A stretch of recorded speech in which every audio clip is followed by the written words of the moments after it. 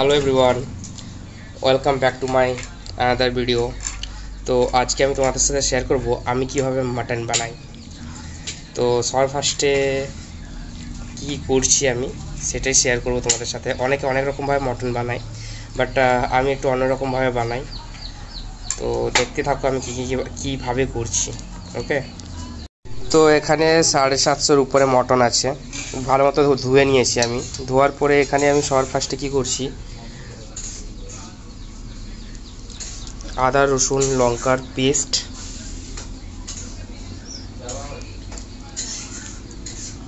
ঠিক আছে। তারপর দিব হলুদ গুঁড়ো,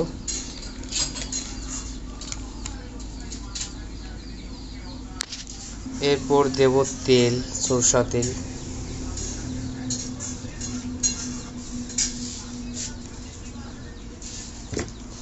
তারপর দই দেব,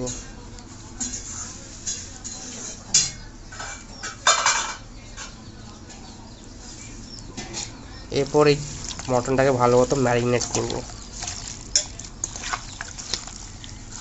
খুব সুন্দরভাবে যতক্ষণ না ম্যারিনেট হচ্ছে, ভালো মতো ম্যারিনেট করে মিনিমাম 30 to 35 মিনিট রাখবো। ভালো মতো ম্যারিনেট করে রাখতে হবে। তো ফাইনালি আমার ম্যারিনেট করা হয়ে গেছে। লাস্টে আমি 2 টেবিল স্পুন নুন দিয়েছি। এরপর এটাকে 35 মিনিটসের জন্য রেখে দেব। তো কড়াই গরম হয়ে গেছে, তেল ঢালছি। মিনিমাম তোমার 250 গ্রাম তেল তো লাগবেই। এরপর সব গরম মশলা দিচ্ছি।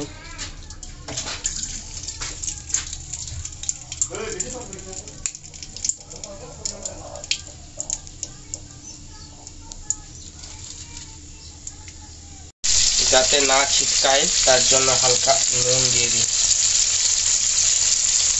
তাহলে কি হবে, তেলটা ছিটকাবে না। এরপর দিলাম গোটা রসুন,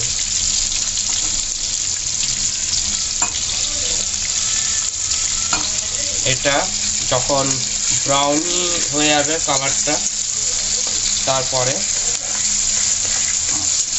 আদা রসুনের পেস্ট ঢালবো। এটাকে এখন আপাতত 5 থেকে 10 মিনিট লাল করে ভেজে নিই।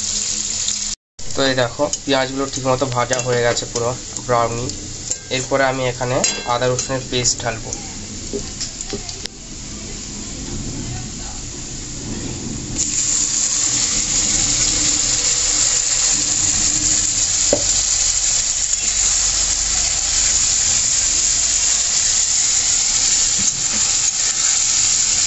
এই আদা রসুনের পেস্টটাকে ভালো করে ভেজে নিতে হবে, যাতে স্মেলটা না ছাড়ে।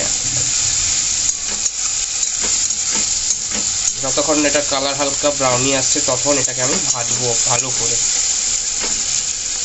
তো আমার মশলা মোটামুটি ভাজা হয়ে গেছে, আদা রসুনটা ভাজা হয়ে গেছে। এরপরে আমি এখানে একটা পেস্ট বানিয়ে রেখেছি, এই যে এটা হলুদ লঙ্কা জিরে তারপরে কাশ্মীরি মির্চ সব কিছু একটা পেস্ট বানিয়ে রেখেছিলাম। তো এটা ঢেলে দেবো এখন। তো এটা কষা হবে, তেল ছাড়বে। যতক্ষণ না তেল ছাড়ছে ততক্ষণ আমি কষবো এটাকে।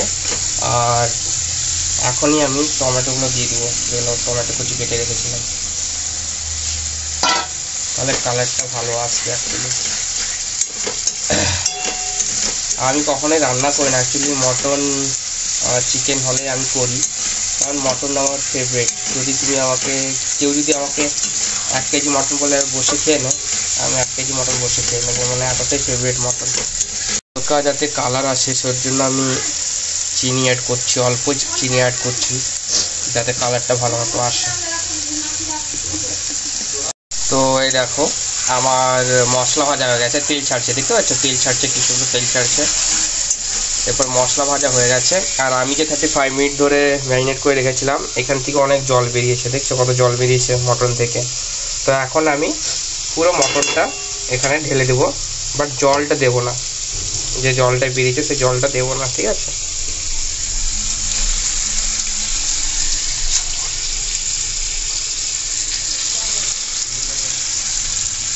দিয়ে দিলাম। এরপর আমি আলুগুলো ঢেলে দেবো, বিকজ আলুগুলো আমার সিদ্ধ হয়নি, এই মাংসের সাথে সিদ্ধ হবে আলুগুলো। তা আলুগুলো দিয়ে এটা ঢাকিয়ে দেবো। এটা থেকে যতক্ষণ না জল ছাড়ছে ততক্ষণ এটা ঢাকানো থাকবে। এটাকে এখন কষাতে হবে ভালো মতো। তো এই দেখো কত সুন্দর জল ছাড়ছে, এরকমই জল ছাড়বে। আর এই সাইডে আমি গরম জল বসিয়েছি। যখন একটা কথা বলে দিই তোমাদেরকে, যখনই মটন রান্না করবে না কখনো ঠান্ডা জল দিও না। তো হালকা হালকা ধীরে ধীরে প্রসেসে করো আর গরম জল ঢেলো, তাহলে কি হয় মটনটা তাড়াতাড়ি সিদ্ধ হবে। তো আমি এখানে হালকা হালকা গরম জল ঢালবো, যখন এটা কষা হবে জলটা শুকিয়ে যাবে, আর হালকা হালকাভাবে আমি কষতে থাকবো। এই দেখো এখানে জল ফুটছে, আর এই গরম জলেই আমি এখানে দিচ্ছি। তো এইভাবে প্রসেসটা হবে যতক্ষণ না মাংসটা সিদ্ধ হচ্ছে ততক্ষণ।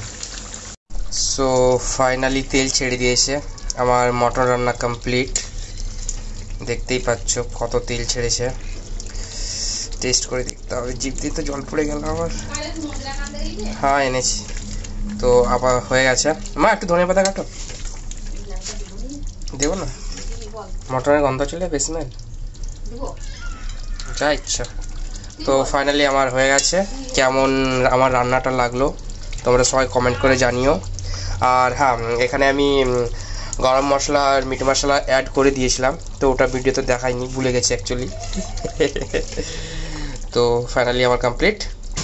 টাটা, দেখা হবে নেক্সট ব্লগে, বাই বাই। তো এটা হচ্ছে আমার মাটনের ফাইনাল লুক। অ্যাড করেই দিলাম, ধনে পাতাটা না দিলে আমার ভালো লাগে না।